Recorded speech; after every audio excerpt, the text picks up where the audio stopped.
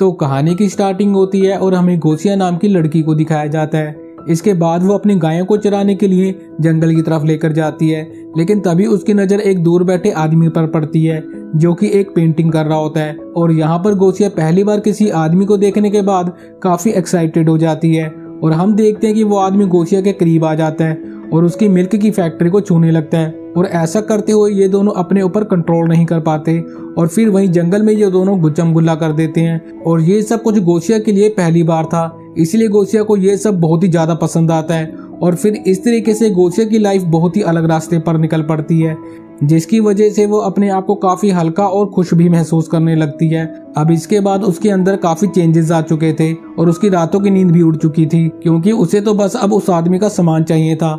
खैर, गोसिया के अंदर हो रही इतनी सारी चेंजेस को उसकी माँ नोटिस कर लेती है, जिसके बाद उसको गोसिया के ऊपर शक होने लगता है। और फिर हम देखते हैं कि गोसिया रोज उस जंगल में जाकर उस अजनबी के साथ गुच्चम गुल्ला करती है। अब इतना सब कुछ होने के बाद एक दिन गोसिया बोलती है कि मैं इन सब चीज़ों को बहुत अच्छे से एंजॉय करती हूँ, जिसकी वजह से मैं काफ़ी खुश भी रहने लगी हूँ। जिसके बाद गोसिया कहती है कि क्या हमें एक बार और कर लेना चाहिए, जिस पर वो आदमी कहता है कि नहीं, अभी नहीं, क्योंकि मैं काफ़ी थक चुका हूँ। अब इसके बाद गोसिया उसे सोने के लिए कहती है और फिर ये दोनों वहीं पर एक साथ सो जाते हैं। और सोने के दौरान ये लोग ना चाहते हुए भी वही सब कुछ कर डालते हैं जो ये नहीं करना चाहते थे। अब हम धीरे धीरे कुछ दिनों के बाद देखते हैं कि वो आदमी गोसिया को धीरे धीरे दुनिया के बारे में बता रहा होता है, जिसके बाद वो गोसिया को अच्छे तरीके से कपड़े पहनने का तरीका भी सिखाता है और उसके लिए खुद नई नई ड्रेसेस भी लेकर आता है, जो कि गोसिया को बहुत ही अच्छा लगता था। इसके बाद वो गोसिया से कहता है कि तुम्हें मैंने आज तक जो भी कुछ सिखाया है वो बहुत ज्यादा नहीं है। साथ ही साथ वो ये भी बोलता है कि लेकिन तुम टेंशन ना लो,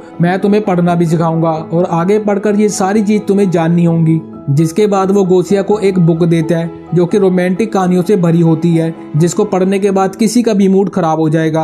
अब ये कहानियां पढ़ने के बाद यहाँ पर ये दोनों भी अपना प्रोग्राम करने की शुरुआत करने वाले होते हैं, लेकिन तभी यहाँ पर इन दोनों को गांव के बच्चे देख लेते हैं, जिस वजह से गोसिया काफी घबरा जाती है। लेकिन इस अजनबी आदमी को कोई भी फर्क नहीं पड़ता। जिसके बाद गोसिया उस बुक को लेकर अपने घर आ जाती है और जब वो उस बुक को पढ़ रही होती है तभी वहां पर उसकी मॉम आ जाती है और वो गोसिया से पूछती है कि तुम मुझसे क्या छुपा रही हो। तब वो बताती है कि बस ये एक बुक है, लेकिन उसकी मॉम बोलती है कि इसमें तो कोई भी चित्र नहीं है, आखिर तुम इसमें पढ़ क्या रही हो और इस किताब को तुम कहाँ से लेकर आई हो। तब गोसिया बताती है कि ये बुक उसे एक जंगल से मिली है। तब उसकी मॉम बोलती है कि देखो, मुझे सब कुछ पता है, तुम्हें जंगल में कोई अजनबी आदमी मिला है। तब गोसिया बोलती है कि नहीं मॉम, ऐसी कोई बात नहीं है। और साथ ही वो ये भी कहती है कि अगर तुम पेट से होकर घर पर आई तो मैं तुम्हें घर से भगा दूंगी, मैंने तुम्हें किसी के साथ भी ये सब कुछ करने के लिए जंगल नहीं भेजा था। अब इन सब बातों से गोसिया को काफी गुस्सा तो आता है, लेकिन यहाँ पर वो भी मजबूर होती है। जिसके बाद उसकी मॉम बोलती है कि संडे को हम चर्च जाएंगे और तुम फादर के सामने सब कुछ कन्फ्रेंस करोगी कि तुमने उस आदमी के साथ क्या क्या किया है। जिसके बाद हम देखते हैं कि अगले दिन गोसिया चर्च के फादर के सामने अपने किए हुए कांडों को कन्फ्रेंस करती है। यहाँ पर वो बोलती है कि मैंने उस आदमी के साथ सब कुछ किया है जो मुझे नहीं करना चाहिए था और ना जाने कितनी बार मैंने उसके साथ ये सब कुछ किया है। जिसके बाद फादर गोसिया के मॉम से मिलते हैं, जिस पर वो बताते हैं कि तुम्हारी बच्ची तो अब जवान हो चुकी है और इस उम्र में ऐसा लोग कर जाते हैं और वैसे भी गांव में शैतान घूम रहा है जो कि भोली भाली लड़कियों का फायदा उठाकर अपनी हवस को पूरा करता है और हम पूरी कोशिश कर रहे हैं कि उसको यहाँ से भगा दिया जाए, लेकिन फिर भी तुम अपनी बेटी को डॉक्टर के पास लेकर जाओ और वहाँ पर उसका चेकअप करवाओ कि कहीं वो पेट से तो नहीं है। जिसके बाद गोसिया की मॉम गोसिया को डॉक्टर के पास लेकर जाती है, जहाँ पर डॉक्टर बहुत हैरान करने वाली बात कहता है। दरअसल वो कहता है कि गोसिया का सारा चेकअप करने के बाद हमें पता चला कि तुम्हारी बेटी ने कभी भी किसी के साथ कुछ भी नहीं किया है। और ऐसा सुनने के बाद सारे लोग शॉक्ड हो जाते हैं, मतलब वो अभी तक वर्जिन है, उसने अभी तक किसी के साथ भी किसी भी तरह का कोई भी शारीरिक संबंध नहीं बनाया है। अब डॉक्टर की इतनी सारी बातें सुनने के बाद हम सब भी कंफ्यूज हो जाते हैं कि गोसिया ने इतना सब कुछ किया तो आखिर वो क्या था। अब इसके बाद यहीं से सीन शिफ्ट होता है और हमें रात का टाइम दिखाया जाता है। यहाँ पर हम देखते हैं कि गोसिया सो रही होती है, तभी वो अजनबी आदमी उसके पास आता है और गोसिया को किस करता है, जिस पर गोसिया उठ जाती है।